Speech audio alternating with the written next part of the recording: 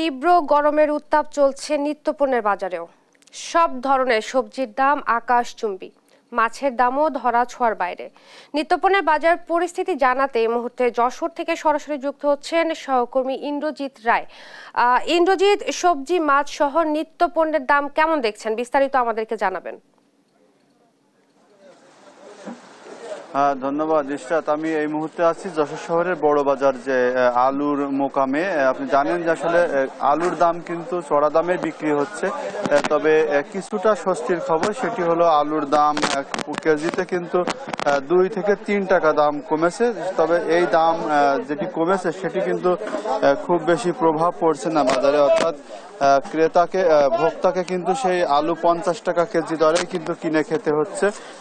এবং এই আলুর দাম কিছুটা কম হয় কারণ হিসেবে উল্লেখ করা হচ্ছে যে তীব্র গরমের যে প্রভাব সেটির কারণেই মূলত এখানে কিন্তু দাম কমছে। এবং আমরা যেটি বলা হচ্ছে যে কৃষকরা যারা সংরক্ষণ করছিলেন তাদের কিন্তু তারা অনেকেই এই গরমের কারণে আলু ঘরে রাখতে পারছেন না, তারা বিক্রি করে দিচ্ছেন, যে কারণে মূলত আলুর দাম কমছে। এবং এখানে আমরা যদি একজন পাইকারি বিক্রেতার সঙ্গে কথা বলি যে এখানে যে আলুর দাম দেখছি যে কেজিতে 3 টাকা কমেছে, এর কারণটা আসলে কি? গরমের জন্য আলু যারা চাষিরা রাখা হয়েছে গোলায়, এখন তো গরমের জন্য রাখা যাচ্ছে না, এই কারণে আলুর দামটা কমে গেছে।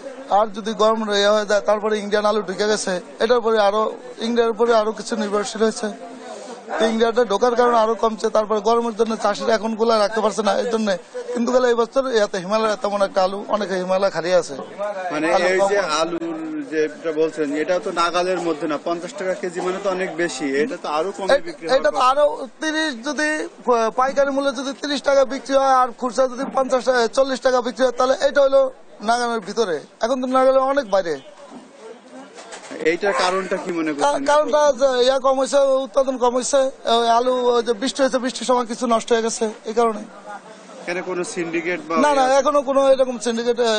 ধন্যবাদ আপনাকে ইশরাত। আপনি শুনছিলেন যে আমরা একজন পাইকারি বিক্রেতার সঙ্গে কথা বলছিলাম যে আলুর দাম কম হওয়ার কারণ এবং কিছুটা কমেছে একটি কারণ, এবং যেটি কিন্তু কম বললেও কিন্তু 50 টাকার নিচে কিন্তু খুচরা বাজারে আলু মিলছে না বলে ভোক্তারা জানিয়েছেন। তারা বলছেন যে মধ্যস্বত্বভোগী যারা আছেন, এই মধ্যস্বত্বভোগীকে যদি নিয়ন্ত্রণ করা যেত তাহলে আলুর দাম আরো নাগালের মধ্যে আসতো।